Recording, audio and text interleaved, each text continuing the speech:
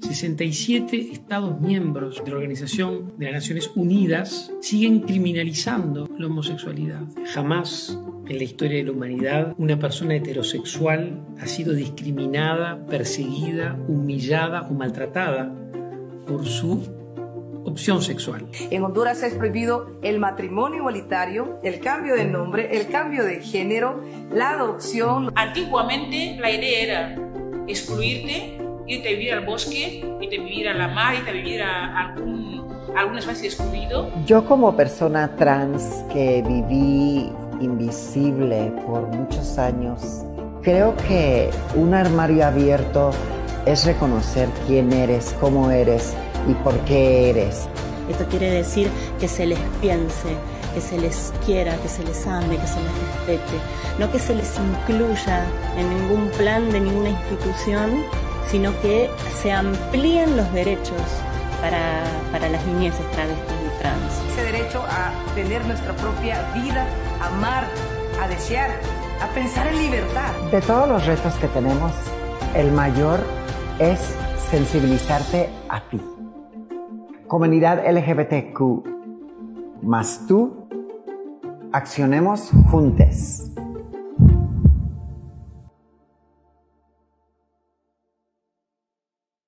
Quiero agradeceros que hayáis decidido acompañarnos hoy día para inaugurar Armarios Abiertos.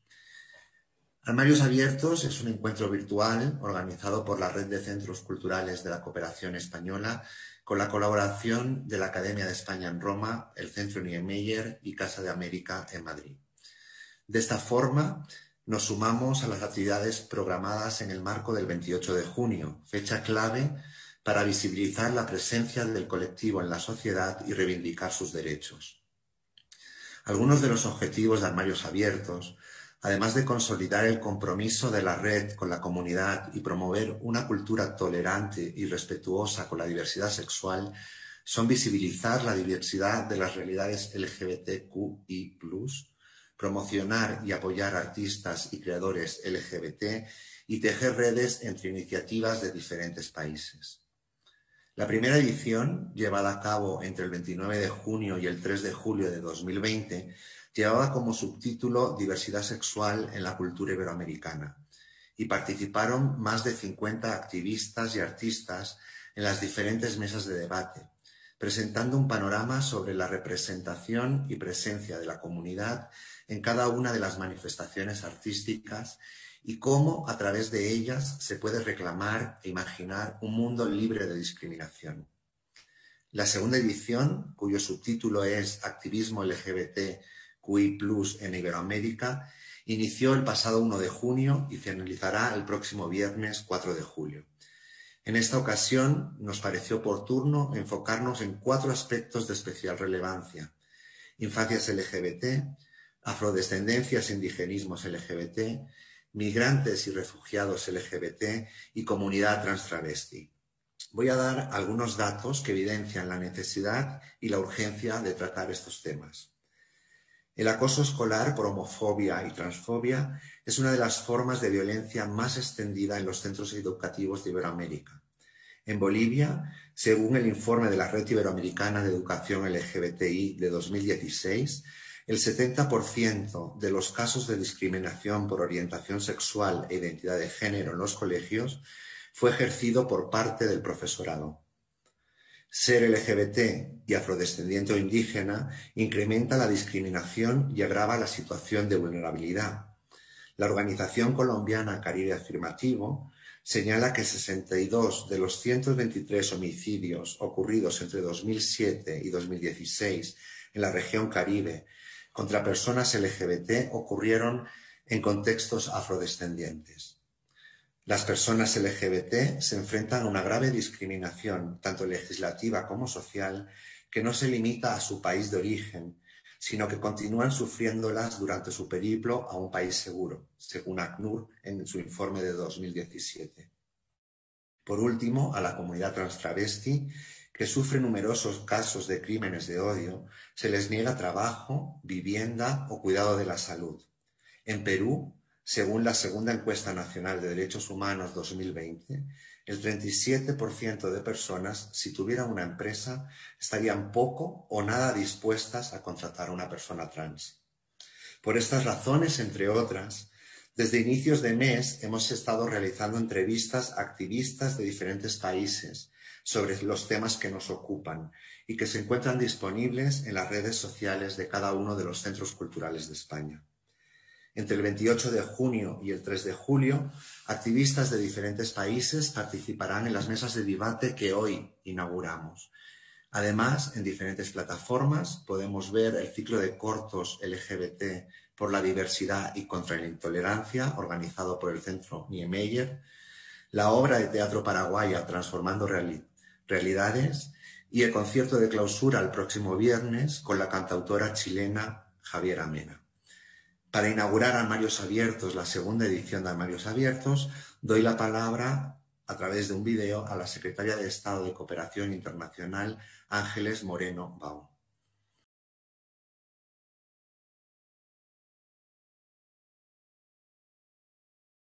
Desde la Agencia Española de Cooperación Internacional para el Desarrollo luchamos contra la pobreza e impulsamos el desarrollo humano sostenible. Concebimos el pleno ejercicio del desarrollo como un derecho fundamental y prestamos especial atención a elementos transversales como los derechos humanos y las libertades fundamentales, la perspectiva de género, la calidad medioambiental y el respeto a la diversidad cultural en consonancia con la Agenda 2030 para el Desarrollo Sostenible. Ese desarrollo debe ser, por definición, inclusivo y debe integrar a grupos vulnerables, mujeres, niñas y niños, afrodescendientes, poblaciones indígenas y, cómo no, colectivos que aún hoy en día siguen sufriendo discriminación, como es el caso de la población LGTBI. En España aún queda un largo camino por recorrer. Sin embargo, podemos enorgullecernos de contar con herramientas legislativas pioneras, como un Código Civil que permite el matrimonio entre personas del mismo sexo desde hace ya 16 años. De hecho, nuestro país fue el tercero en aprobar el matrimonio homosexual y el primero en legalizar la adopción monoparental. Además, desde 2007 está vigente en España la Ley de Identidad de Género, que reconoce a la comunidad transexual el derecho a cambio de nombre y sexo en el registro civil. Poco a poco en nuestro país se está construyendo una sociedad más justa e inclusiva, con el objetivo de que ninguna persona acabe quedando atrás. Una de las vías fundamentales para contribuir a dicha construcción social es la cultura. Las manifestaciones artísticas constituyen un poderoso medio a través del que reflejar nuestra realidad, así como denunciar las injusticias. La comunidad LGTBI recurre a menudo al arte como herramienta en su lucha por los derechos sociales y por una plena inclusión en el mundo. La red de centros culturales de la Cooperación Española mantiene un sólido compromiso con dicha comunidad mediante una programación cultural en la que reivindica una sociedad tolerante y respetuosa con la diversidad sexual y a través de la que se pretende visibilizar las distintas realidades, promocionar y apoyar a artistas y creadores del colectivo y tejer redes entre iniciativas de distintos países. En 2020, la Red de Centros Culturales llevó a cabo, en el marco del Día Internacional del Orgullo, el encuentro digital Armarios Abiertos, Diversidad Sexual en la Cultura Iberoamericana, que dio voz al colectivo mediante una serie de conversatorios en línea que versaron acerca de su presencia y representación en las producciones y manifestaciones culturales de Iberoamérica y Guinea Ecuatorial. En paralelo a estas charlas online, se ofreció a lo largo de 5 días un completo programa de videoarte, teatro y música con el objetivo de visibilizar la diversidad cultural en la cultura iberoamericana. La buena acogida y el éxito de participación logrado el año pasado nos ha impulsado a organizar una segunda edición de Armarios Abiertos, que tiene lugar una vez más a finales de junio. En esta ocasión, los conversatorios girarán en torno a 4 realidades del colectivo en Iberoamérica: la de la infancia, la de los migrantes y refugiados, la de los afrodescendientes e indígenas y la de la comunidad trans. Además, está prevista la emisión de una serie de entrevistas a destacados activistas de Latinoamérica y Guinea Ecuatorial, así como la presentación de talleres, ciclos de cine y conciertos. Con este encuentro, la Red de Centros Culturales de España reafirma su compromiso y trabajo con la comunidad LGTBI, esforzándose en tejer alianzas para lograr una sociedad más justa en la que las desigualdades se vean cada día más reducidas.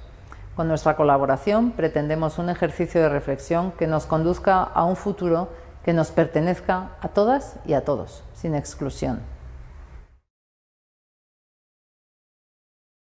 Muchas gracias a la Secretaria de Estado. A continuación, para presentar la mesa de hoy. Ricardo Ramón, director del Centro Cultural de España en San José, Costa Rica, también nos ha enviado un video para dar inicio al día de hoy a la mesa en la que estaremos hablando sobre las infancias LGBT en Iberoamérica.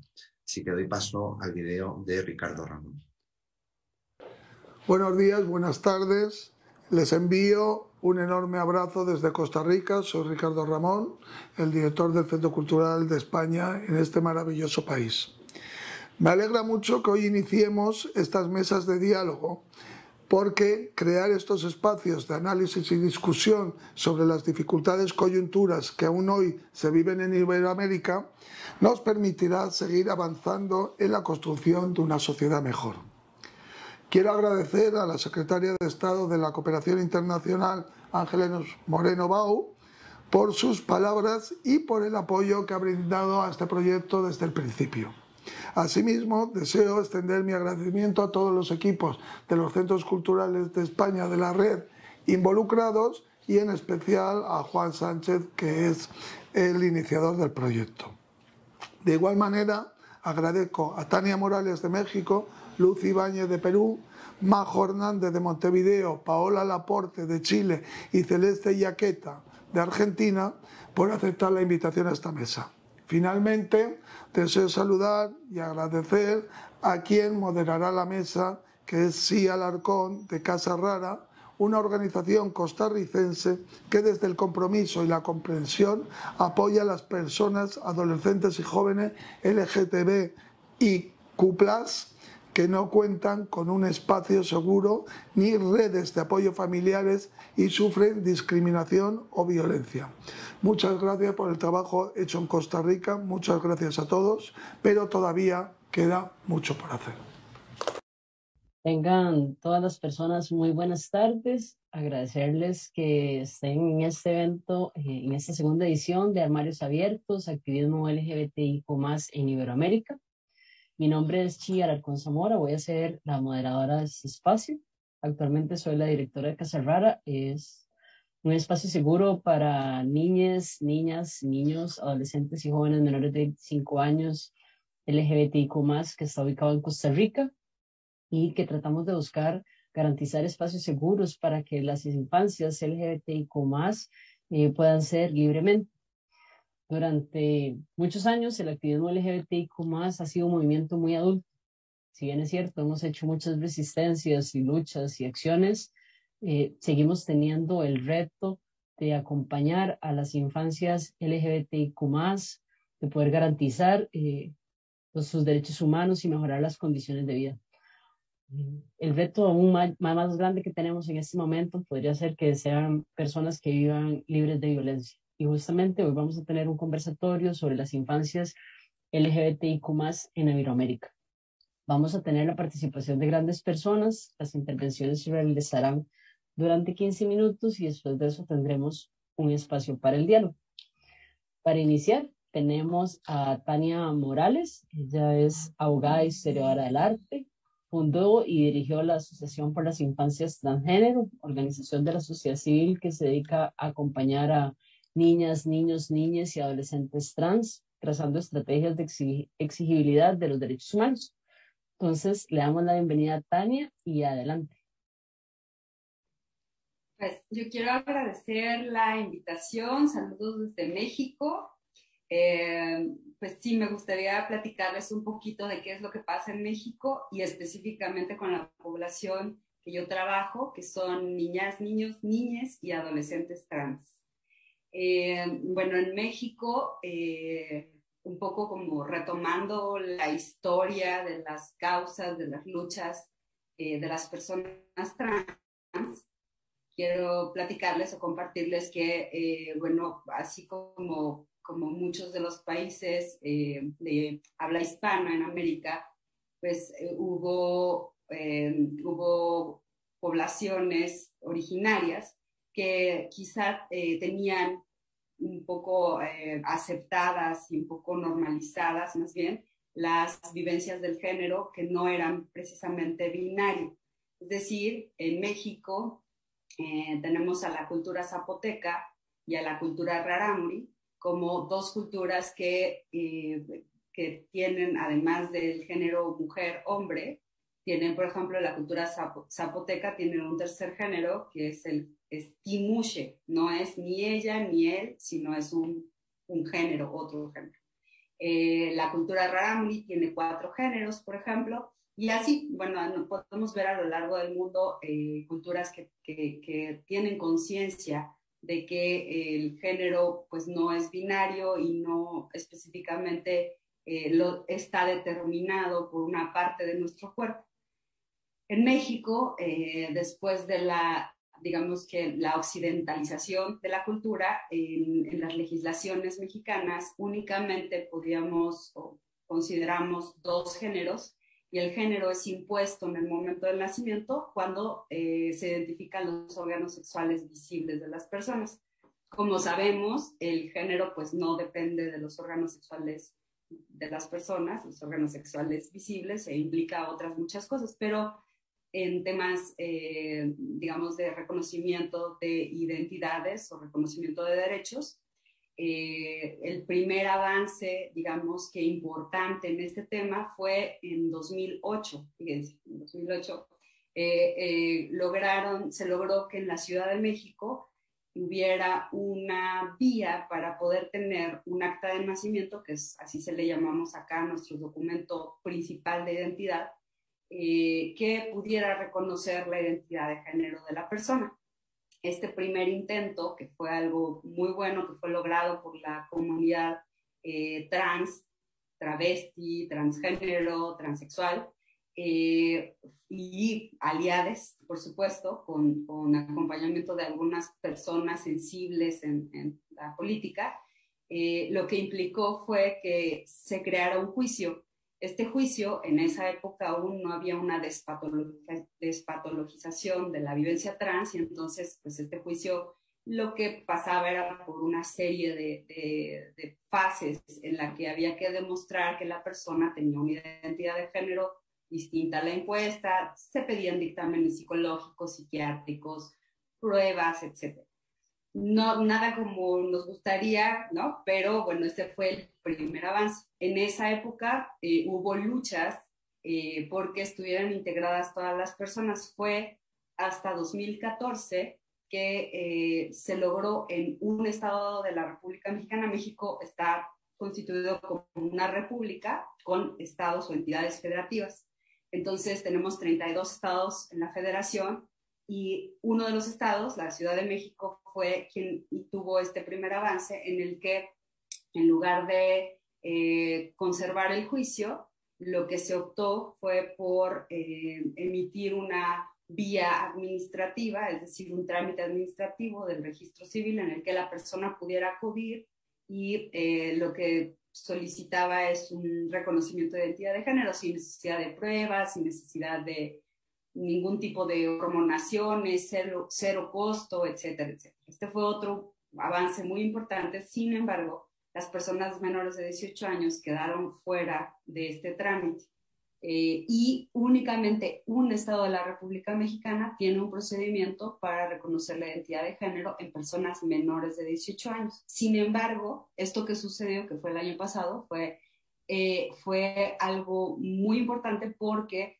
no pasó a través de una legislación, es decir, no tuvimos que someter a votaciones en congresos este avance, sino que el gobernador de un estado, de Jalisco, emitió un acto de autoridad, que es se me fue el nombre, emitió un acto a través de un decreto, estableció que a partir del día siguiente cualquier persona mexicana, o sea, no era necesario que hubiera nacido en Jalisco, sino cualquier persona mexicana, ya sea viviendo en México o en el extranjero, podría viajar a Jalisco para hacer un trámite de reconocimiento de identidad de género. Pero además no hubo un límite en la edad, es decir, niñas, niños y adolescentes pueden ir a Jalisco, ya hemos hecho este trámite, y todo se hace a través de un consentimiento informado. Se toma el consentimiento informado de la persona, se pide el acompañamiento, eso es algo muy, muy, muy importante, el acompañamiento de al menos una de las personas que ejerzan patria potestad o tutela. Esto es importante porque la Asociación para las Infancias Transgénero trabajamos con familias, con hijas trans, y sabemos que el 85% de las veces somos las madres quienes acompañamos a la persona trans. Entonces, una legislación o un decreto o un trámite que pidiera que se incluyera madres y padres, pues no iba a ser de provecho para infancias trans. Y bueno, pues esto sucedió en Jalisco, es un avance, es un ejemplo, pero además es un ejemplo de lo que los demás estados de la República Mexicana pueden hacer en adelante, es decir, no se necesita esta ganancia de partidos políticos ni nada, sabemos que es un tema de derechos humanos y de hecho lo podemos aplicar en cualquiera de los países parte de la Organización de Estados Americanos gracias a una figura jurídica que la misma Corte ha creado a través de sus sentencias, que es el control de convencionalidad. Entonces, eso es como un tip para pues, los demás países que requieran de avances, pues se puede comenzar empujando a través de amparos, de juicios, e incluso proponiendo legislaciones o entablando directamente digamos que relación con personas que estén en el poder ejecutivo. En este caso, la Organización de Estados Americanos fue quien acompañó a Jalisco y que permitió hacer esta forma de exponer este decreto. No sé si, creo que por ahí ya me he quedado media corta con el tiempo. Muchas gracias. Y ahí seguimos platicando. Muchas gracias, Tania, por su intervención. Creo que es muy importante esto de visibilizar las estrategias que hemos estado teniendo en los diferentes países para el avance y la garantía de los derechos humanos de las infancias LGBTIQ+, y sobre todo las infancias trans que requieren de acciones afirmativas para poder ser reconocidas, digamos, en su identidad. Ahora vamos a tener la participación de Lucy Ibáñez. Ella es presidenta de It Get Betters Perú. Es autora de Elijo Ser Yo, que es una guía práctica de apoyo para informar, conocer, aceptarse y afrontar retos como personas LGBT. Es licenciada en Psicología por la Universidad de Lima, psicoterapeuta cognitiva conductual con formación en terapia racional emotiva, terapeuta asociada y con certificación avanzada en TREC en Albert Ellis Institute, New York, máster en sexología y terapia sexual, certificada en terapia afirmativa LGBT, certificada en entrenamiento de MDR en el MDR Institute y es docente en el Instituto de Terapia Racional Emotiva y en la Universidad de Lima. Lucy, adelante, un gusto tenerte por acá. Hola, sí, muchas gracias. Un gusto estar en compañía de ustedes. Muchas gracias, Centro Cultural de España, por la invitación. Gracias también, Tania, por lo que nos has comentado para compartirlo también a Perú, a las personas adecuadas que pueden seguir ampliando acciones, ¿no? De hecho, unirnos entre países va a ser una labor bastante importante. Yo quiero contarles un poco desde mi experiencia, desde el plano de la psicología, ¿no? Contarles un poco el contexto peruano de lo que podemos ver en infancias LGBTQ+, un poco ver lo que podríamos decir son los avances y los retos también que quedan en camino para que sigamos avanzando. Bueno, definitivamente, pues, como me imagino en muchos de los países que vamos a comentar hoy, hay una ausencia importante de educación en lo que es género y sexualidad para jóvenes y familias, ¿no? No contamos con una formalidad de ley de educación sexual integral. Lamentablemente eso nos genera bastantes retos y termina primando muchas veces para las infancias LGBTQ+, los estereotipos, las creencias que tienen que ver con miradas conservadoras, muchas veces religiosas, que resulta mucho en pues, conductas de discriminación, ¿no? Entonces, lamentablemente esa ausencia de educación impacta bastante, ¿no? No solamente desde los jóvenes, sino también desde las familias, ¿no? Y lamentablemente ahí pues se nos hace complicado poder avanzar en lo que tiene que ver con retos del Estado, ¿no? Hay un activismo fuerte en contra del enfoque de género, ¿no? Lo cual puede generar bastantes limitaciones, a diferencia lamentablemente de otros países quizá pues hay estos retos, no contamos con una ley de identidad de género, de unión civil, ¿no? De educación sexual, hay ciertas limitaciones pues que han impedido ese avance. Definitivamente sé y probablemente compañeros que están involucrados en el aspecto legal, ¿no? Podrán comentar más a detalle y específico las acciones que se han realizado para avanzar en ello, pero actualmente, digamos, son retos que existen, que son reales y generan pues diferentes limitaciones, ¿no?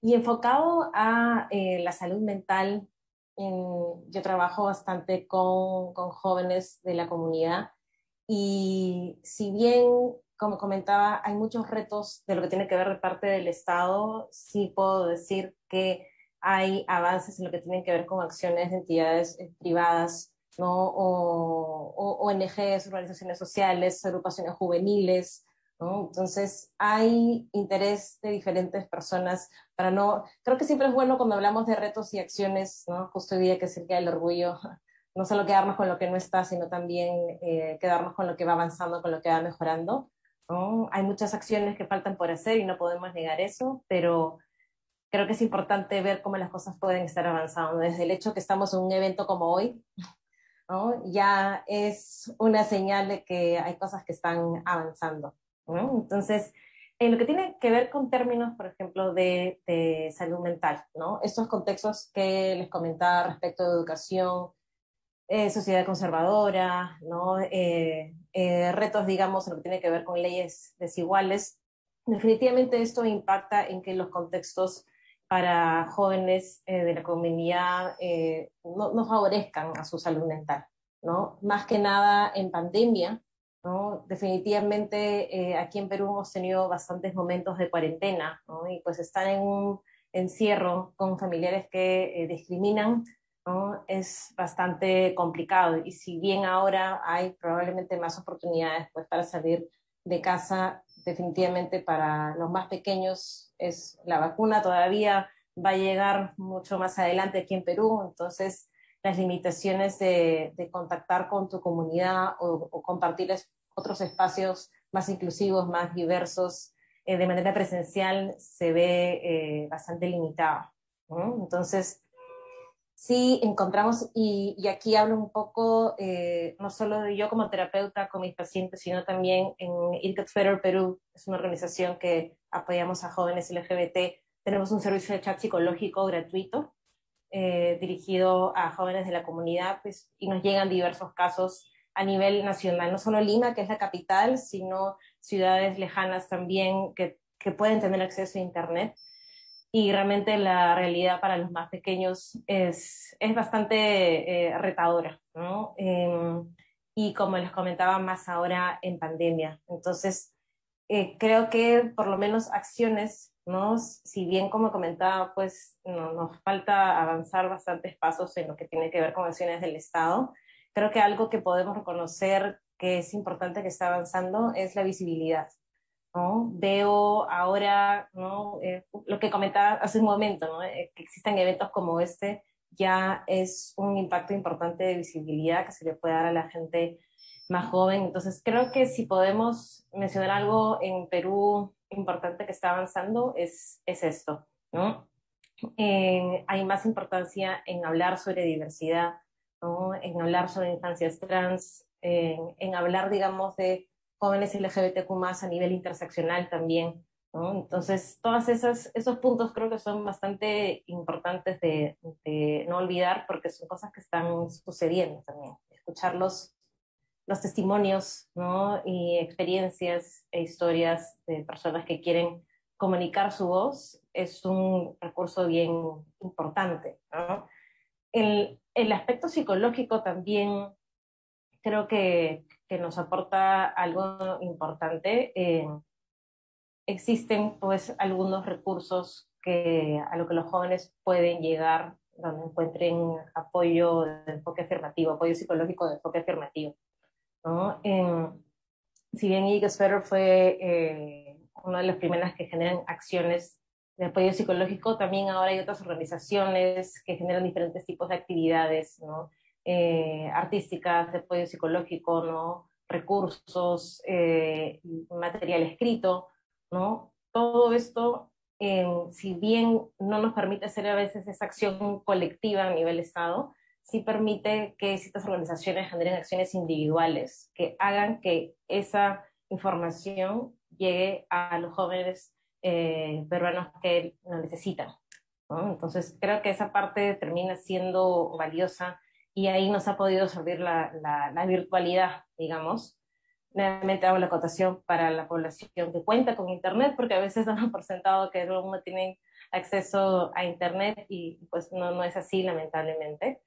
Pero creo que eso, la virtualidad nos permite hacer llegar la información de cómo lidiar con momentos de dificultad y discriminación, ¿no? De cómo encontrar dónde puedo buscar mi comunidad, ¿no? Cómo puedo encontrar herramientas para superar la situación que estoy viviendo, ¿no? Cómo puedo convivir con familiares que me pueden estar discriminando, ¿no? Entonces, desde ese contexto psicológico, creo que hay cosas que si bien se están haciendo, sí vale la pena poder verlo como un reto para seguirlo avanzando, ¿no?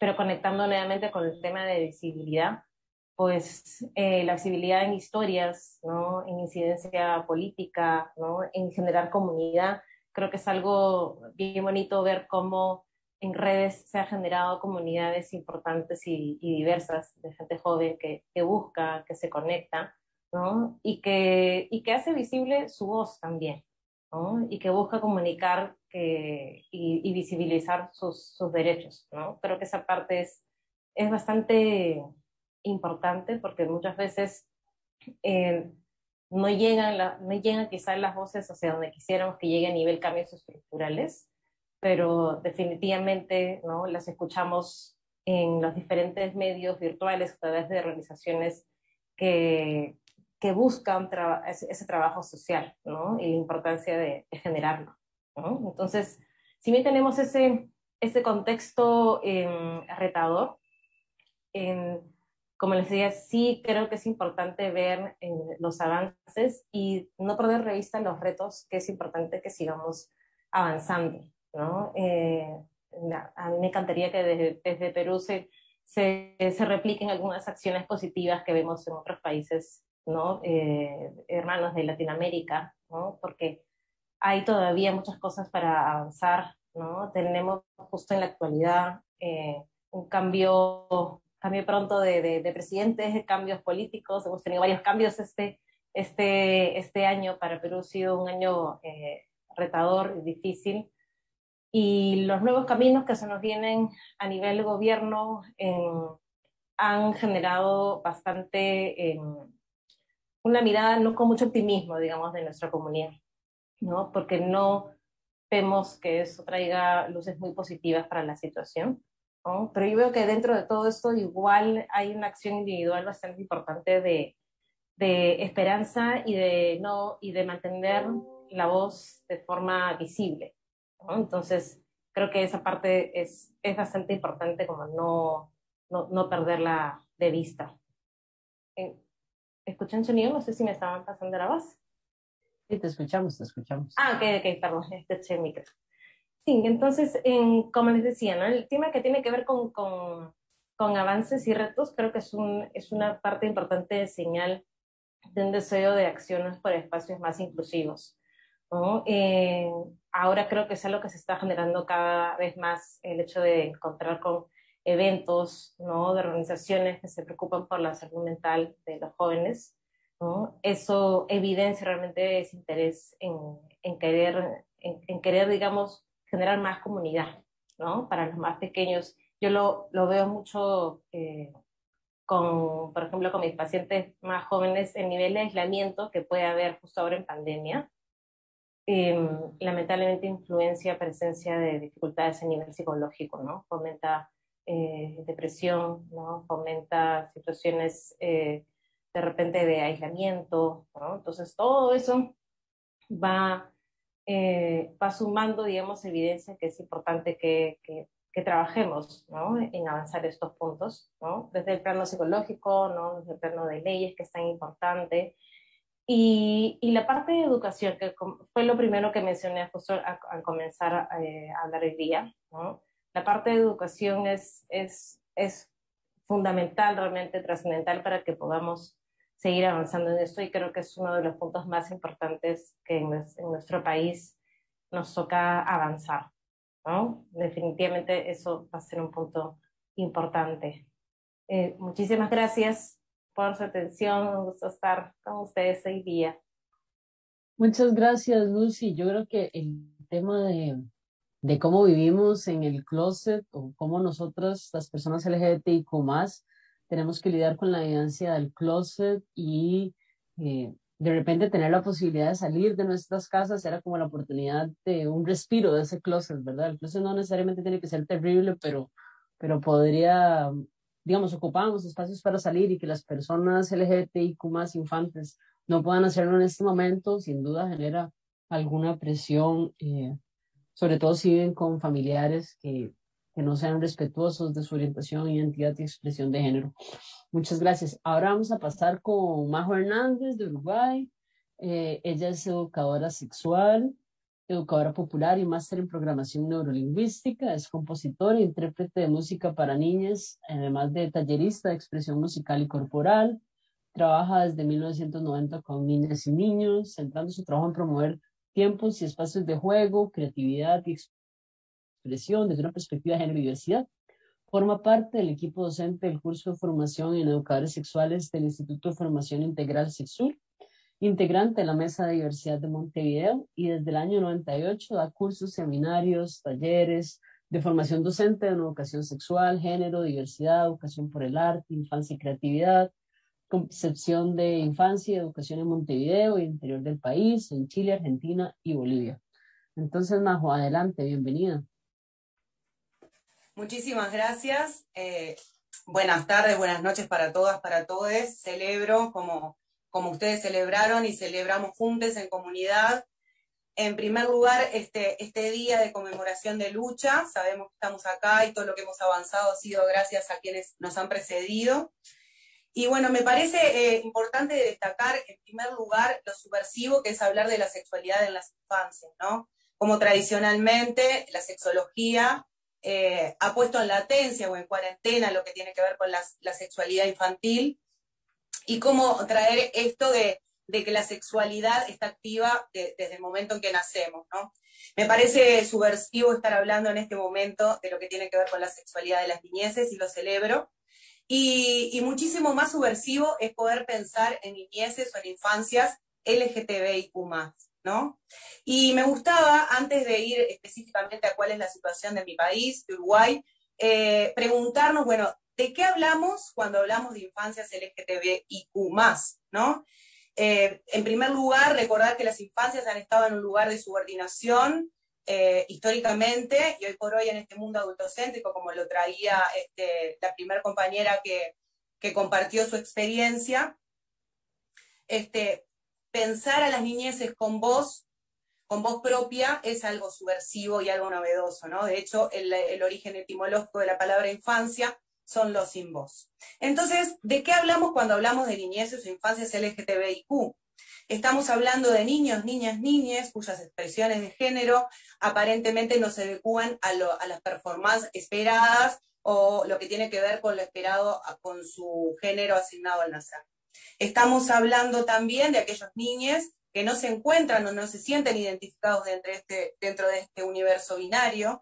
Estamos hablando también de niños, niñas y niñas que expresan esto a través de la predilección de sus juegos, de sus juguetes, como decíamos hoy, dentro de las expresiones de género, la preferencia por determinadas ropas o por determinado acicalamiento del cuerpo. También vemos infancias LGTBIQ en infancias trans, en niñeces que en la primera infancia, cerca de los 2, 3, 4 años, te dicen, se enuncian, yo soy niño, en los casos que fueron asignados como niñas, o yo soy niña, en los casos que fueron asignados como niños. También estamos hablando de aquellas niñeces que nacen con una genitalidad que no se puede clasificar dentro de también la construcción binaria que tenemos acerca de las genitalidades, y estamos hablando de infancias intersexuales. ¿Y cuál sería el problema, o dónde nace el problema con estas niñeces? tienen que ver, obviamente, bueno, con las concepciones y la concepción que tenemos de sexualidad absolutamente adultocéntrica, coitocéntrica, falocéntrica, heterocentrada, ciscentrada, y esa mirada adulta que en esa crianza de las niñeces, a través de distintos adiestramientos, o de frases como cuando tengas novia, cuando tengas novio, cuando tengas hijos, cuando tengas hijas, a través de lo que tiene que ver con, por ejemplo, la utilización de juguetes como de muñecas en las niñas, ¿no?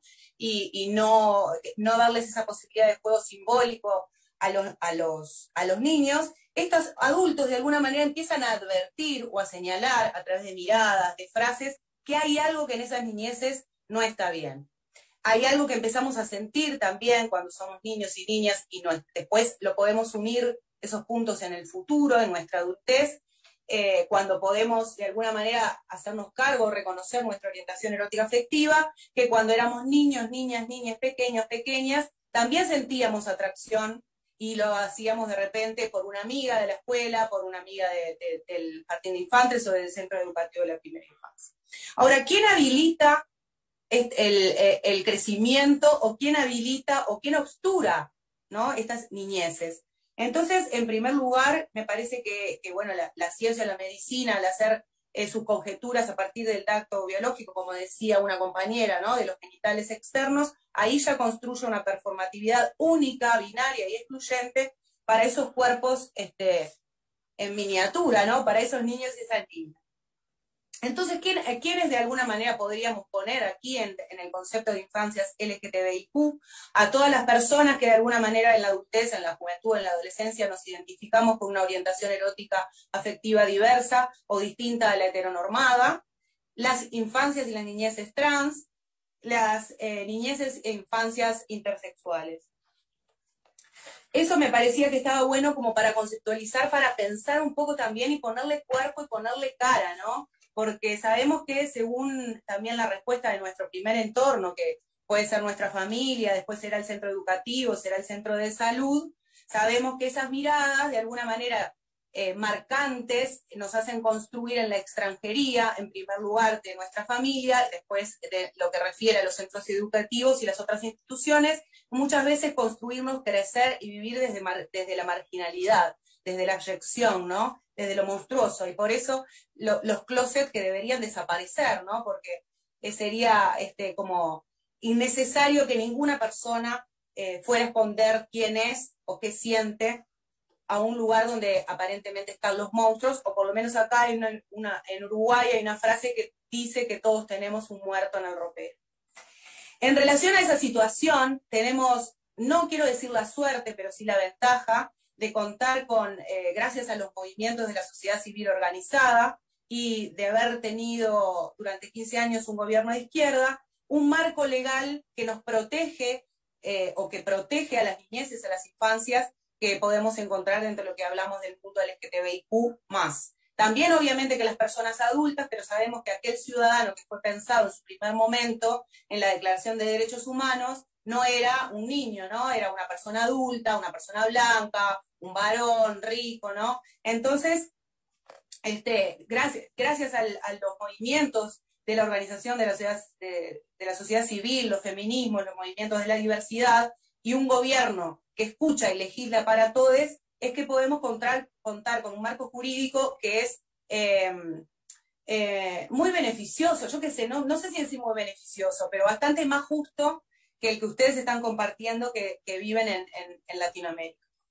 En relación a lo que tiene que ver con aquellas niñeces que podemos ubicar que se podría decir que sus expresiones de género se escapan a lo esperado, o podemos encontrar a personas adultas que se identifican con orientaciones eróticas afectivas homosexuales o bisexuales, que si rebobinan y van a sus niñeces, encuentran muy asertivamente esos momentos de discriminación en los centros educativos, en la familia, en el barrio. Entonces nosotros contamos con la ley 19.580, que es la ley de violencia hacia las mujeres basadas en género, cuyo artículo 6, el literal D, que tipifica los tipos de violencia, incluye como violencia de género a la violencia por prejuicios y a la orientación sexual, la identidad de género y la expresión de género. con este artículo, no solamente con este artículo, sino con con la ley de derechos sexuales y reproductivos, la de unión concubinaria, la de matrimonio igualitario, suman, ¿no?, al marco legal que podemos apelar desde la sociedad civil cuando ocurre una situación de discriminación, estigmatización o violencia hacia la población LGTBIQ, en especial con las niñeces. Quisiera aportar también en este sentido, para lo que está relacionado con las niñeces intersexuales. En nuestro país hay un gran silencio en relación a estas vivencias, no contamos con experiencias contemporáneas de familias que estén acompañando a niñeces intersexuales. Sí tenemos contacto con personas adultas que pueden contar lo que fue su niñez intersexual, intervenida por la medicina, por la ciencia, quirúrgicamente, y los efectos que ha tenido eso, no solamente en su configuración de subjetividad, sino también en su goce de la sexualidad y su erotismo. Y en esta misma ley de violencia de género nos encontramos con un artículo 22 en el literal J, que habla de protocolizar las intervenciones intersexuales, prohibiendo los procedimientos médicos innecesarios. Entonces ahí tenemos una protección muy fuerte para las niñeces intersexuales, en las que no podrán ser intervenidos quirúrgicamente ni decodificados por la ciencia y por las familias, sino que eso, en el caso de tomar una decisión de intervención en el cuerpo, va a ser cuando, digamos, en relación a una decisión voluntaria, teniendo en cuenta la autonomía progresiva de la niña, ¿no? Pero va a tener que ser grande y por decisión personal. Eso me parece que es sumamente importante, porque además de que es un tema invisibilizado, las consecuencias son gravísimas, y está buenísimo tener un marco jurídico, una ley que prohíba esa intervención. Pesquisando y preguntando a la comunidad científica y la comunidad médica, no podemos tener la seguridad 100% de que todavía no sucedan a escondidas este tipo de intervenciones, pero por lo menos dentro de la oficialidad, dentro de lo que tiene que ver con el sistema integrado de salud, estas cosas no pueden suceder. Cosa que me parece muy importante. Y después, yendo a lo más visible, o lo más visible en los últimos años, o lo que más de repente podemos hablar, porque yo creo que tiene que ver con la visibilidad, no solamente con la visibilidad comunitaria, sino con la visibilidad de la identidad y la fuerza de la identidad, tiene que ver con las infancias trans. Por suerte, y no por suerte, sino gracias a todo lo que les dije, contamos con una ley integral trans, la ley 19.684, que fue aprobada en 2018, pero implementada en el 2019, que es una ley que trata en realidad, en primer lugar, sobre la visibilidad, exigiendo que se incluya la categoría de identidad de género en todo lo que tenga que ver con comunicados oficiales, y también en lo que tiene que ver con los llamados laborales, no poner solamente hombre y mujer, sino identidad de género, y que las personas puedan autoidentificarse. También es una ley que habla sobre la adecuación de nombre y o sexo registral o en el documento de identidad, como decían, acta de nacimiento, acá le decimos partida de nacimiento. También incluye la educación, becas de apoyo, trabajo, formación, cultura, vivienda y salud. En lo que refiere a las niñeces, esta ley, bueno, en realidad en relación al cambio de nombre o sexo registral, como planteaba como la compañera mexicana, que pasaba solamente en un estado al principio, esta ley lo que trae es que este cambio sea un trámite, sea algo administrativo y por voluntad de la persona. Esto se extiende también a las personas menores de 18 años, que tienen que tener el permiso de quienes lo tutelen, o su padre, su madre, pero si no tienen la anuencia de ellos o no tienen la aprobación, pueden recurrir al juez o a la justicia para poder acceder al cambio registral. También pasa lo mismo con lo que tiene que ver con los procesos de transición y de hormonización en los centros prestadores de salud, donde también pueden acceder a los procesos de hormonización las menores de 18 años, también con el mismo, teniendo en cuenta lo que es la autonomía progresiva y los mismos permisos de quienes lo tutelan, con la posibilidad de apelar a la justicia. Yo pienso que es un marco legal absolutamente favorable, que además trajo como un gran efecto lo que tiene que ver con la campaña, con la ley trans, de lo que es la visibilidad de las niñeces y las infancias trans. ¿Y eso qué trae aparejado? Además de que las niñeces pueden decir, esto es lo que me pasa a mí, que de repente en otros años no se podía comprender bien qué era lo que sucedía, trae una mayor amplitud en la mirada y en la escucha de las personas adultas hacia estas niñeces. ¿Y qué es lo que permite esto? Que mayor número de familias puedan acompañar esta transición, que acá inclusive se cuenta con varias organizaciones de la sociedad civil que acompañan estas transiciones y lo hacen desde esta perspectiva comunitaria, como ustedes planteaban. Quisiera destacar el papel que juega Transboy Uruguay. Entonces, a partir de esta visibilización de las niñeces, empieza a haber una escucha y una atención de las personas adultas distinta, que relacionando con lo que yo traía al principio, de lo que tiene que ver con la expresión de las niñeces LGTBIQ y cuál es la respuesta adulta, que muchas veces es la causa del sufrimiento, de la exclusión y de la extranjería, nos encontramos con otras posibles respuestas por parte de las adulteces que rodean a estas niñeces. Ya sea en la familia, si no sucede en la familia, puede suceder en los centros educativos, porque ya hay muchísimos maestros y maestros que han podido, a través de esta visibilización, poder entender y mirar a las niñeces de otra manera. Claro que no todo es color de rosa, todavía siguen sucediendo instancias de bullying, instancias de acoso, instancias de violencia, porque sabemos que lo legal va por un lado y la transformación cultural va por otra. Acá la educación sexual integral todavía no está implementada como una ley específica, así que queda mucho por caminar.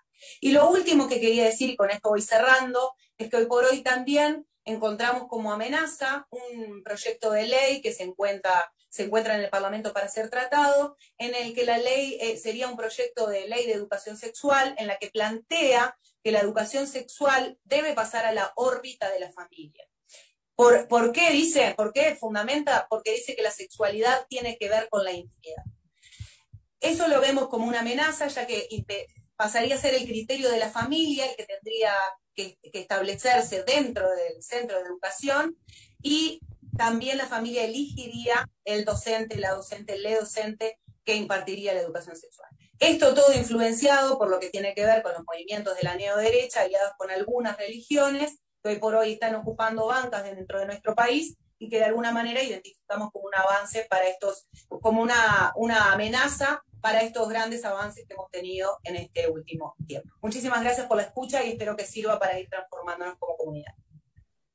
Muchas gracias, Margot. Yo creo que sí, el tema de los silencios de los estados sobre las personas intersexuales y sobre las infancias LGBT es sin duda un reto que tenemos que enfrentar. Vamos ahora a continuar con Paola Laporte, ella es de Chile, es abogada, trabaja hace años defendiendo y promoviendo los derechos humanos de las personas de la diversidad afectivo-sexual y además pertenece a la Fundación Vanguardista Divergente de la ciudad de Concepción en Chile. Entonces, Paola, adelante. Hola, buenas tardes a todos. Bueno, un placer estar aquí con ustedes, con estas grandes mujeres que también contribuyen día a día, ¿cierto?, en sus respectivos países a erradicar la discriminación. Bueno, les voy a contar un poco acerca de qué sucede acá en mi país.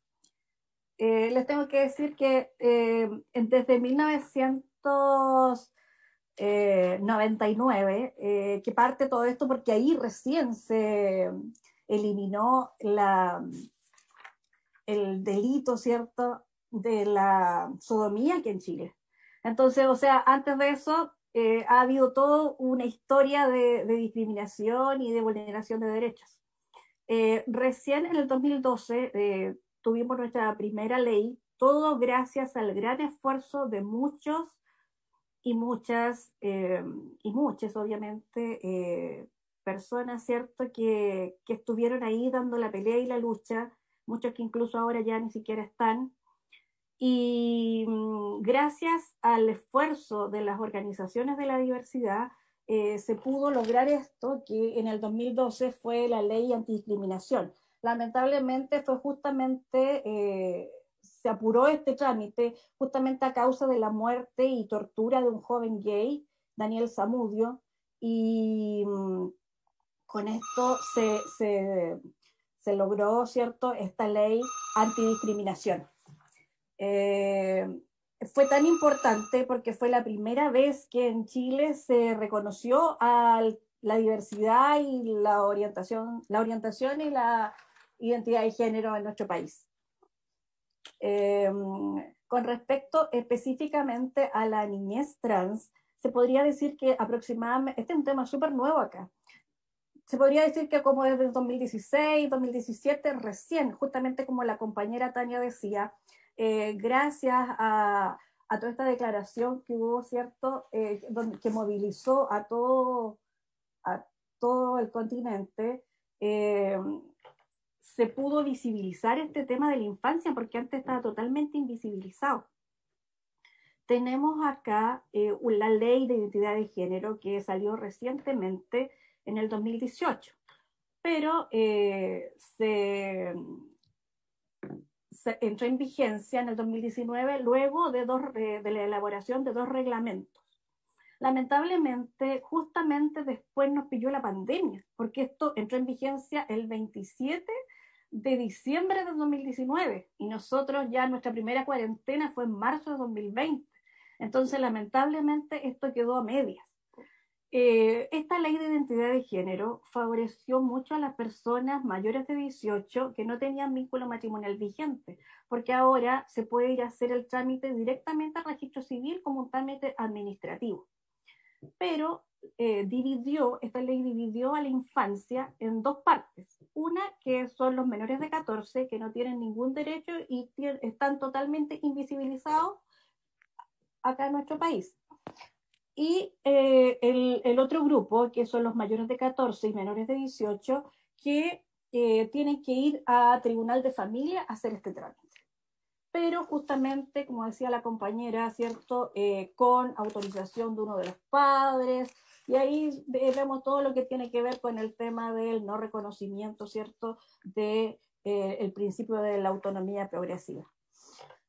Porque justamente han habido algunas encuestas justamente que han visto este tema de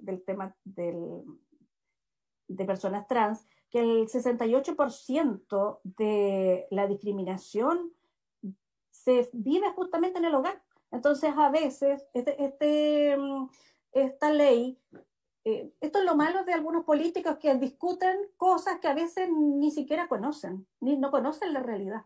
Entonces, lo que sucede es que estas personas tienen que ir y postular a esto, ¿cierto?, en el tribunal, los mayores de 14 y menores de 18, pero ¿qué sucede? El problema está en qué sucede si ninguno de los 2 padres está de acuerdo. Entonces esto queda como en el aire. Más todavía, como les digo, que esto entró en vigencia ahora, o sea, nadie sabe, no hubo una capacitación a todas las personas del tribunal, por ejemplo, del Poder Judicial, hay algunas personas, o sea, salió la ley antes que saliera toda la otra institucionalidad. Entonces ahora nos encontramos con el problema de que hay personas que quieren, hay adolescentes que quieren ir a hacer este trámite, pero no se sabe quién va a hacer el acompañamiento. Entonces, el fin de semana justamente estuve yo en una jornada con una organización de acá de Chile que es importante porque está bien, fueron como los que empezaron con este tema de la niñez trans, la Fundación Selena. Bueno, ellos justamente comentaban esto, entonces, ¿qué es lo primordial aquí? O sea, ¿será necesario que el adolescente vaya y justamente se arriesgue, entre comillas, a pasar por todo esto? Porque aparte el acompañamiento es por 1 año. Entonces, imagínense, si ya de los mayor de 14 y menor de 18, o sea, ya nos damos cuenta que a las personas a veces, ya si tienen 16 años, 17, les sale mejor esperar y hacerlo finalmente cuando tienen 18 y van directamente al registro civil. Esta cuestión es un trámite administrativo. Entonces, al final es como que pusieron a las niñas, a los adolescentes, pero como para que no dijeran que no los pusieran en realidad, pero es totalmente inoficioso. eso por parte de esta ley de identidad de género, como les digo, dejó totalmente fuera a las chicas de 14, menores de 14, así que ahí nada que hacer. También en tema política pública tenemos dos circulares, la circular 21, que es la de salud, que tiene que ver con el tema de nombre social, ¿cierto? Cuando van a servicio de salud, que se les llame por su nombre social. Y la otra circular es la 0768, que es la circular de educación. Esa también salió justamente en el 2017, en el contexto de toda esta declaración que mencionaba la compañera. Acá, con respecto a esta circular de educación, lamentablemente también, a pesar de que fue en el 2017, todavía hay algunos colegios que no han socializado esto. O sea, es como letra muerta. También hay que tomar en cuenta que, por ejemplo, yo me encuentro en Concepción, o sea, no estoy en Santiago, en la capital de Chile, me encuentro en otro lugar. Entonces, sabemos que la diferencia es bien importante, o sea, diferente es ser trans o ser LGBT en Santiago o en una ciudad grande, o en un sector rural donde efectivamente sabemos que la discriminación es todavía mayor. Entonces nos hemos dado cuenta que efectivamente esa circular es muy importante porque reconoce el derecho de las niñas trans, que reconoce el derecho, por ejemplo, de que lleven su uniforme, con el uniforme con el cual se sientan ellas representadas. Reconocen el tema del baño, por ejemplo, que pueden ir al baño con el que se sientan realmente identificadas. Y es muy importante porque nosotros tenemos personas, un caso, por ejemplo, hay varios casos, pero ya un caso extremo es justamente el caso de un chique trans que no se le reconoció su identidad de género y se terminó lanzando de su edificio. O sea, así de grave es la situación. Entonces, nos parece insólito que al no existir una institucionalidad antidiscriminación que sea parte del Estado, porque lamentablemente aquí se ve el tema como tema de gobierno. Entonces van pasando los gobiernos y es de acuerdo al gobierno de turno que simplemente todo esto. Lamentablemente esto tiene que ser un tema de Estado. Entonces, al no ser así, justamente tenemos que estar lamentando todas estas situaciones, que a pesar de que está esa circular, son justamente las organizaciones de la diversidad las que estamos como tratando de capacitar profesores. O sea, es algo totalmente que no corresponde, porque si bien es cierto, nosotros lo hacemos con todas las ganas, ¿cierto? Con todas las ganas de ayudar y tratar de contribuir, pero la verdad es que esto tiene que ser un tema de Estado. No podemos dejarle algo tan importante solamente a las organizaciones de la diversidad, que aparte, al menos en el plano, o sea, al menos acá en Chile, no reciben ningún aporte. Entonces, es importante. Ya.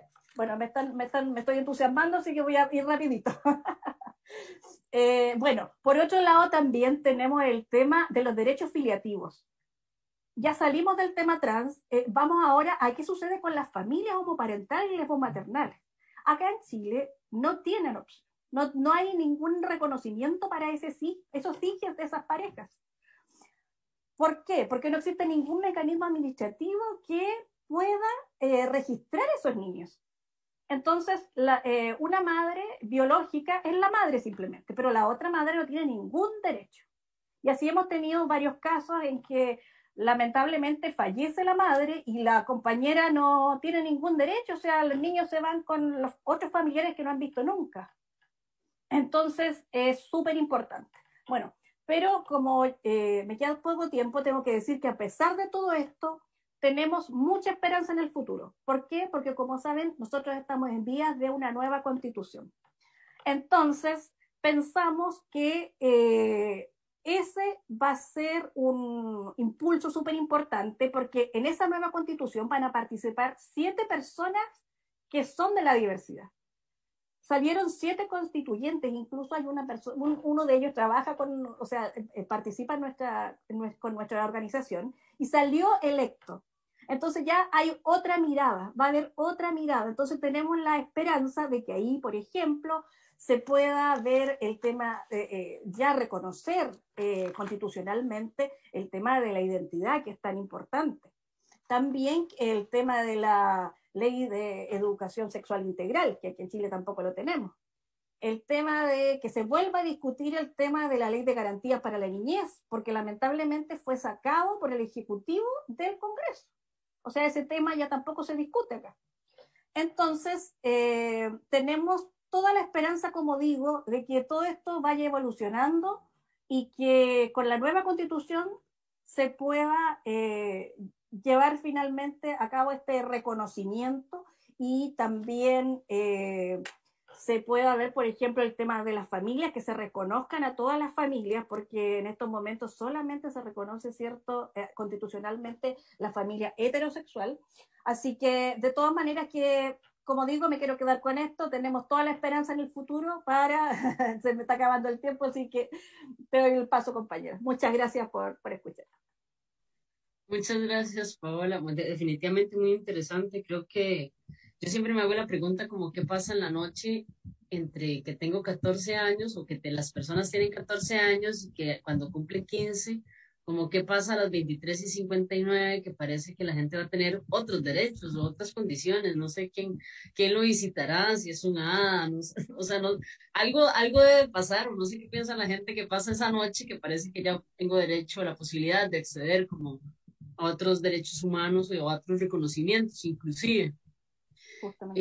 Cuando pasó lo de Daniel Zamudio, para nosotros fue muy impactante. Y recuerdo que en Costa Rica hicimos una serie de actividades para ir a la Embajada de Chile porque nos parecía indignante como personas jóvenes que no pasara nada y que el resto de América Latina y el Caribe como que no se pronunciara. Entonces creo que Daniel siempre está como en el corazón de un montón de activistas jóvenes de esa época. Claro que ya tal vez no somos tan jóvenes ahora, pero todavía seguimos luchándola. Ahora, ya para ir hacia la última persona, no por eso menos importante, estamos justos en el tiempo, todos hemos hablado un montón, no sé si me va a dar tiempo de hacer preguntas, tengo muchas cosas que decirles, así que voy a darle el pase a Celeste Yacheta. Ella es argentina, es psicóloga, es comunicadora y es referente de la comunidad trans argentina, así que adelante, Celeste, bienvenida. Bueno, muchas gracias, buenas tardes, buenas noches. Primero agradecer, como todo el resto de mis compañeras, al Centro Cultural España por este espacio. Y me toca hablar sobre quizás los avances que hemos tenido en Argentina.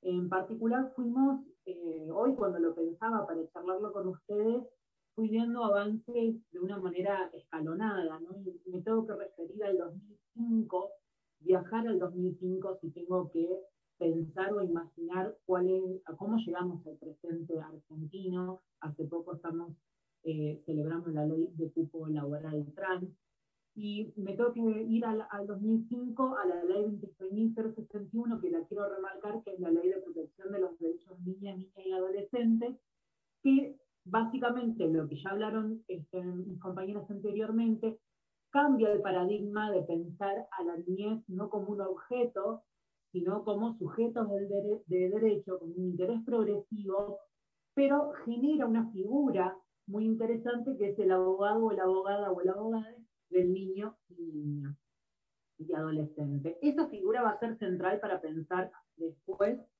infancias y adolescencias trans, quizás sin saberlo iba a tomar ese rol.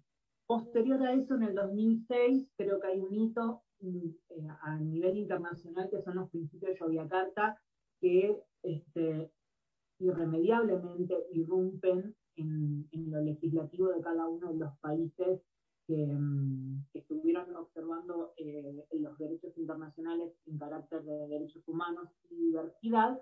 Y acá en particular se crea una ley, que es la 26.150, que es la Ley de Educación Sexual Integral.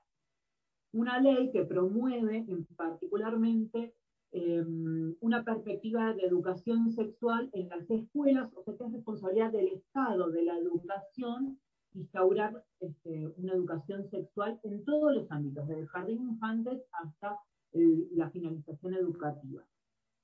Acá se llama secundaria, no sé cómo se llamará en el resto de los países. Con muchas, digamos, ambivalencias, ¿no? Una educación sexual integral que vimos que estaba centrada todavía en lo heteroreproductivo, que tenía una manera de pensar la sexualidad binaria, bueno, un montón de cosas que hasta el día de hoy venimos reclamando, la diversidad, que decimos, bueno, bárbaro, ¿qué enseñamos como educación sexual integral? ¿Seguimos reproduciendo o apostando o reforzando un modelo heteropatriarcal y binario? ¿O podemos interpretar una educación sexual integral con una perspectiva de género donde las niñeces se puedan expresar acorde a su realidad, ¿no? Porque ya lo sabemos, la realidad del cuentito de la nena y el nene y la familia Ingalls con el perrito no es la realidad cotidiana, está muy alejada de eso y por suerte. Ese es el contexto más o menos interesante. Lo que sucede en Argentina, lo que decía el abogado del niño, es que en el 2012 se aprueba la ley de identidad de género, una ley que nos permitió tanto a mí como a otras personas trans pensar la continuidad de la vida. O sea, antes de una ley de identidad de género, yo me acuerdo de compartido con muchas compañeras de Latinoamérica y nuestro reclamo principal era queremos vivir. Ese era el reclamo, y ese es el reclamo de las personas trans, no adultas o niñas o adolescentes. Queremos vivir, que el Estado no nos mate, que la gente no nos mate, tener regulaciones que nos permitan la continuidad de la vida. Una vez que se consiguió, la ley de identidad de género permitió eso, tener un marco legal, esto que está muy lindo escrito en la legalidad, a mí me gusta traducirlo acá, ¿no? En lo cotidiano, en el tangible, en mis compañeras muertas o desaparecidas o las que pudimos continuar con vida, ¿no? Y lo que permitió la ley fue eso, y pensar qué más tenemos que refinar. Esa ley, la ley de identidad de género, también incluye a las infancias. Un artículo en particular que habla de aquellos menores de 18 años que pueden acceder al cambio registral de manera administrativa siempre y cuando sus padres o progenitores estén de acuerdo. Si no estuviesen de acuerdo, el menor tiene que acudir al abogado del niño, niña y adolescente que va a representarlo, ahí sí de una manera judicial, a través de esta otra ley, ¿no? La ley de protección de los derechos de niñas, niñas y adolescentes, para poder determinar el cambio registral. Esto fue de avanzada y hasta el día de hoy lo venimos peleando en distintos organismos. No es lo mismo Argentina, Buenos Aires, que el resto de las provincias. Yo en mi caso vivo en Córdoba, que es una provincia central mediterránea de Argentina, y es una provincia muy conservadora. De hecho, nos jactamos de tener cada 2 cuadras una iglesia. Entonces tenemos una perspectiva sumamente conservadora, donde realmente costó muchísimo la implementación de estas leyes que promueven los derechos humanos. Y me gustaría remarcar que todas estas leyes avanzaron durante el gobierno, un gobierno como el que tenemos actualmente, que no me parece poca cosa remarcarlo. Digo, no hay que reconocer gobiernos que se han hecho cargo de la ampliación de derechos y gobiernos que han apostado a una ultraderecha y que al contrario hubo una tendencia reduccionista de derechos, ¿sí? Y por último, antes de leerles un cuento, remarcar también que hay movimientos, aquí también, por ejemplo, de antiderechos, como el de Con mis hijos no te metas, que han hecho campañas muy fuertes hablando de ideología de género, acusando a las personas trans y a las infancias trans de implementar ideología de género en las escuelas o de querer obligarlos a pensar igual que pensamos nosotras o nosotros, cuando eso en realidad no es así, no hace falta remarcarlo. Lo único que estamos hablando acá es que se garanticen los derechos de la identidad hacia menores y también hacia personas adultas, que, bueno, evidentemente estos grupos no los pueden reconocer.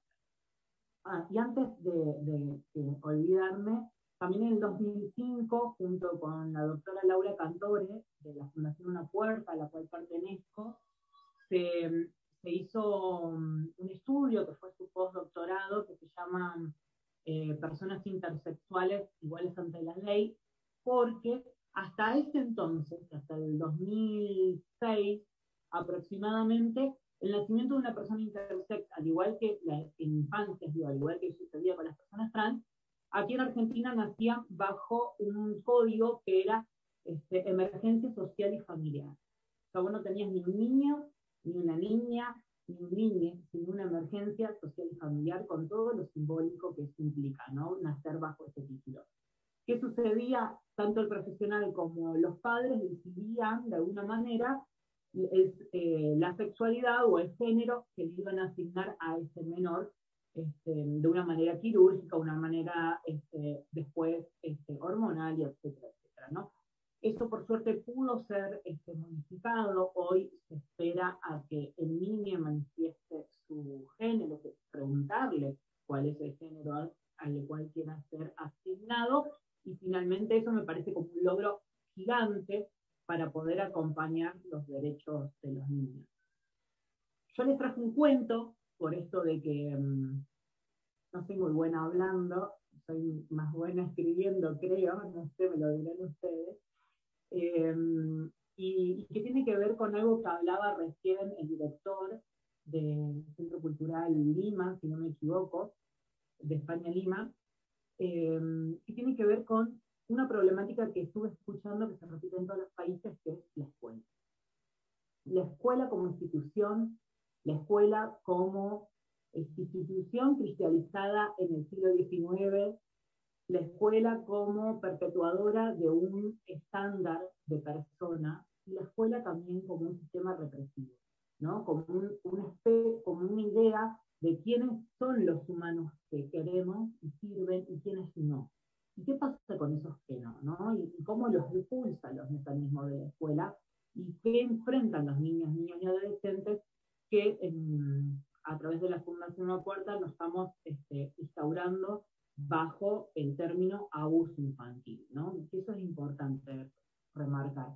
Cuando una institución como la educativa, en este caso las escuelas públicas, hacen omisión de los derechos de los niños y los violentan, estamos hablando de abuso infantil, y hay que ponerle ese título para poder entender dónde estamos parados.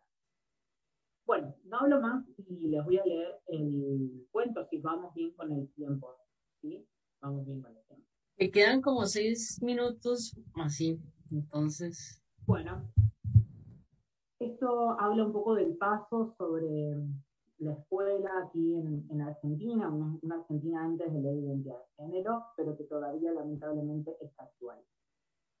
Tenía 13 años cuando la profesora de biología se me acercó a mí con total dramatismo. ¿Qué tiene puesto? Escupió sin dejar de mirarme fijo. Esto no puede ser, en su casa podrá hacer lo que quiera, pero acá está en una escuela, no en un conventillo. Terminaba la frase como aire y prosiguió. ¿A usted le parece llevar eso? Y me señalaba el rostro, como si me hubiese encontrado infragante en alguna especie de delito que ni ella podía identificar con claridad, pero que sin lugar a dudas estaba dispuesta a corregir. Acompáñeme, fiacheta. Siempre me llamaba por el apellido, marcando la distancia y la diferencia con el resto de mis compañeros, ellos que no necesitaban ser normalizados. Cuando sos una persona diversa, distinta, rara, etcétera, etcétera, etcétera, una de las primeras cosas que aprendes desde muy temprana edad es a bloquear. Bloqueas comentarios burlones en la mesa de tu familia, bloqueas los gritos de la calle, bloqueas que de fondo siempre exista alguien señalándote y usándote de chivo expiatorio de sus propias inseguridades, y también llegas a bloquear tu propio ser, ese que te pide libertad. Así fue como, por supuesto, usé mi habilidad adquirida y bloqueé con mis propios pensamientos el alboroto de mi salón, cuando fui escoltada por la suma inquisidora de la moralidad y pontífice de la corrección hacia el pasillo de la escuela que llevaba a la sala de profesores.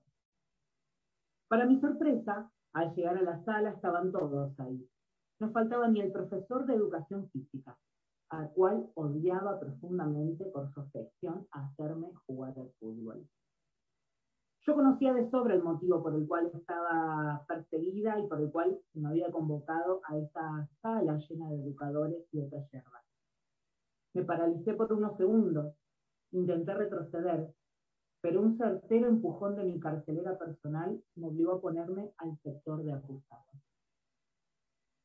¿Qué pasó ahora?, preguntó con tono irónico la preceptora mirándome de arriba abajo. Y, mira, la de biología me agarró las pestañas como si fuera la prueba irrefutable de mi infracción. Vino con rímel ahora. Para ese momento, yo respiraba tan rápido y mi corazón estaba tan acelerado que lo sentía en todas partes de mi cuerpo. Transpiré, me avergoncé de mí misma. Me sentí una cosa horrorosa y con necesidad de desechar. Rompí en llanto. Bajaba de mi cara lágrimas negras del rímel robado a mi cuñada.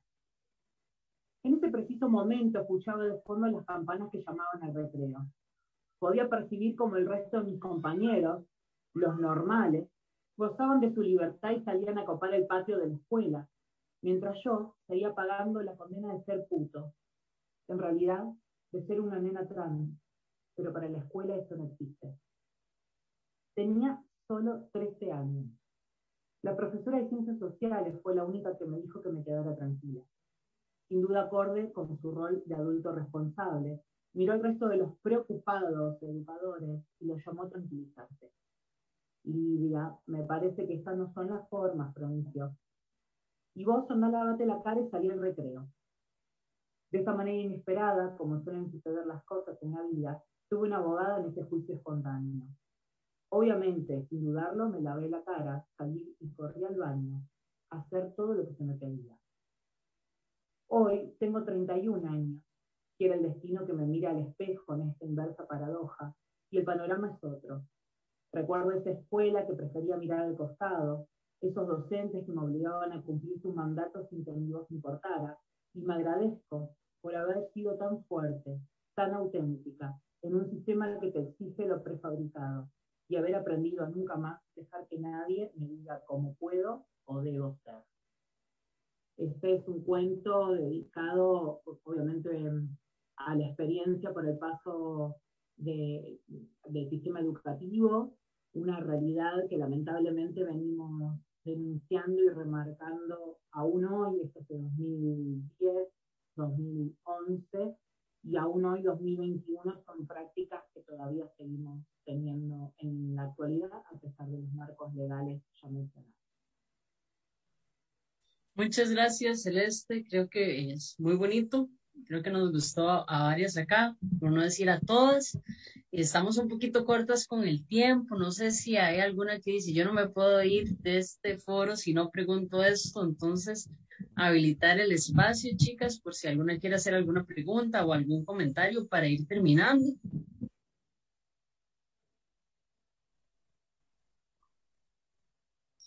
Yo les voy a ir haciendo, les voy a hacer una y luego le voy a dar la palabra a Tania. Y es como cuando nos pensamos en los espacios para las personas, niños, niñas, niñes, que si ustedes consideran que deberían de tener espacios exclusivos o inclusive para los adolescentes, o que creen que sí deberíamos de tener espacios donde también hayan adultos. Una de las cosas que nos pasa en Costa Rica es que tenemos chiquis muy jóvenes, ¿verdad? Adolescentes, inclusive niños y niñas, que están buscando información, y ahora con todo el tema del internet, de repente los encontramos en chats donde también hay adultos y está hablando. Entonces habilitamos canales exclusivos para niños, niñas, que haya alguien ahí que esté, ¿verdad? O lo dejamos a la libre. ¿Qué opinan?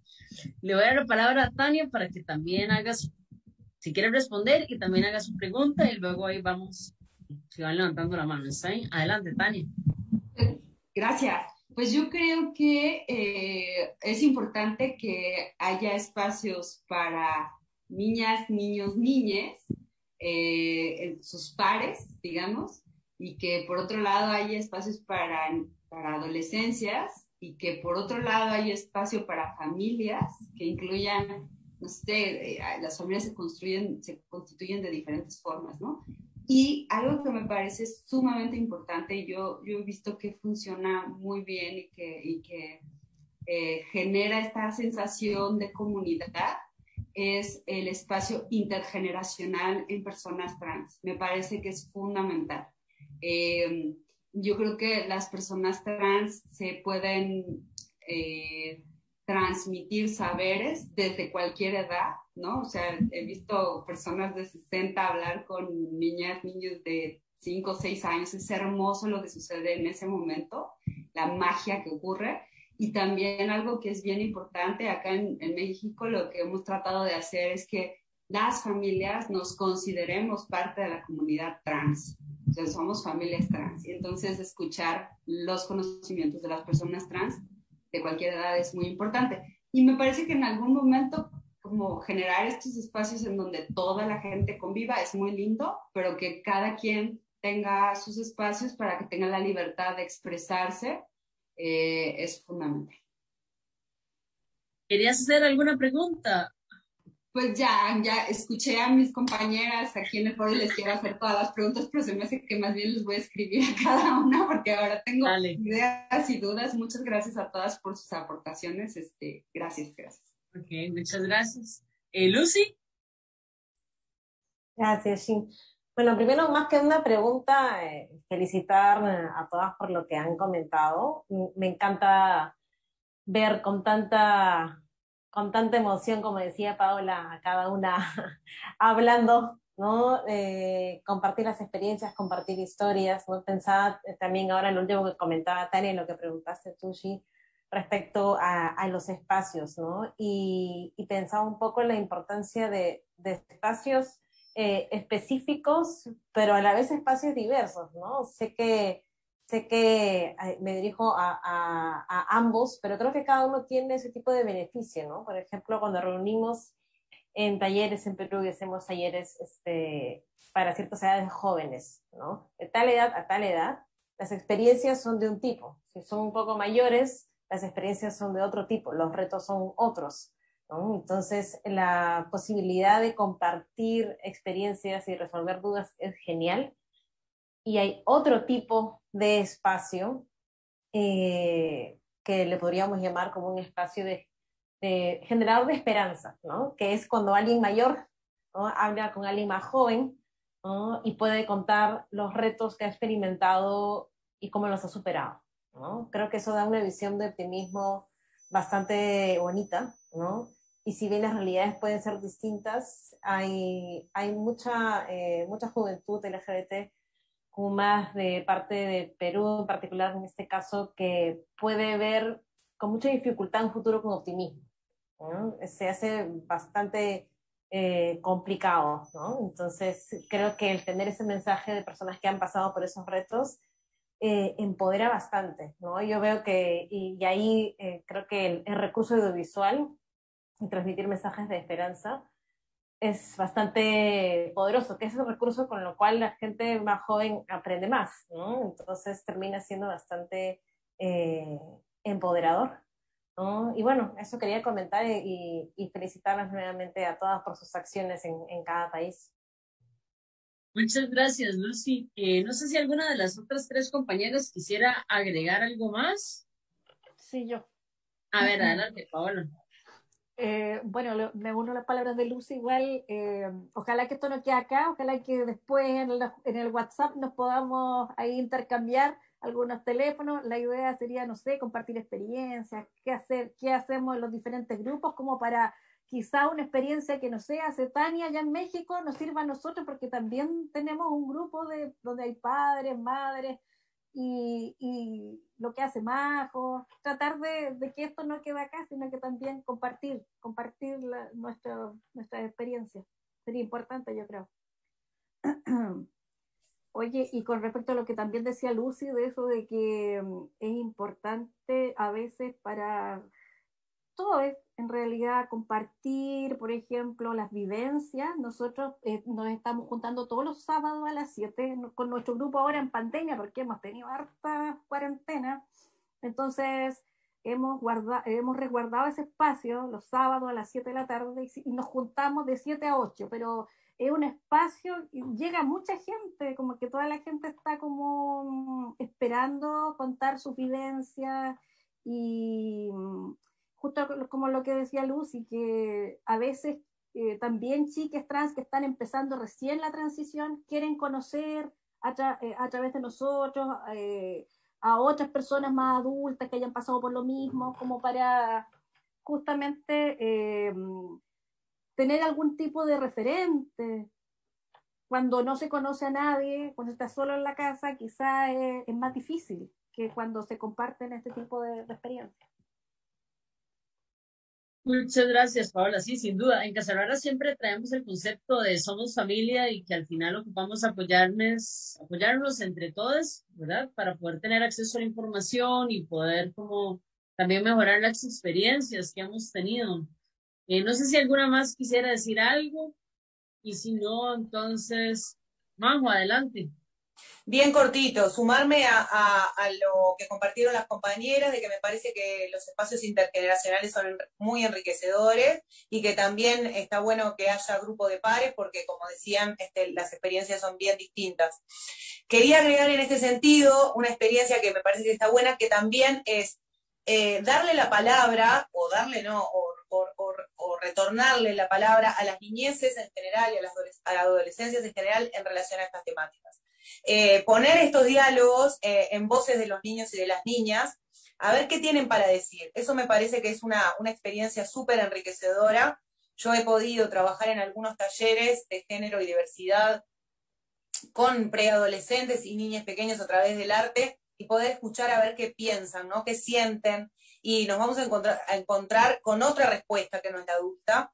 Entonces me parece eso, ¿no? Más allá del trabajo entre pares, entre niñas y que se reconozcan trans o que de alguna manera disientan con la norma, me parece buenísimo abrir ese diálogo entre las infancias y las niñeces, me parece que es sumamente enriquecedor. Y para terminar, quería recomendarles la película Vivir como un guerrero, que es una producción de TVU, Transboy Uruguay, hecha por les adolescentes, en el que me parece que es una forma de activismo que está buenísima, y después sumar esto a una anécdota, una experiencia de vida de un varón trans de más de 40 años, que pudo darse cuenta que era un varón trans una vez que vio a un varón trans. ¿Qué quiero decir con esto? Que hasta que no había visto en su vida que existía, que era posible esa existencia, no sabía qué era lo que pasaba. Hasta que no ve en Gran Hermano, no sé si ustedes conocen lo que es el programa de Gran Hermano argentino, un varón trans, y lo ve y dice, esto es lo que me pasó a mí toda la vida.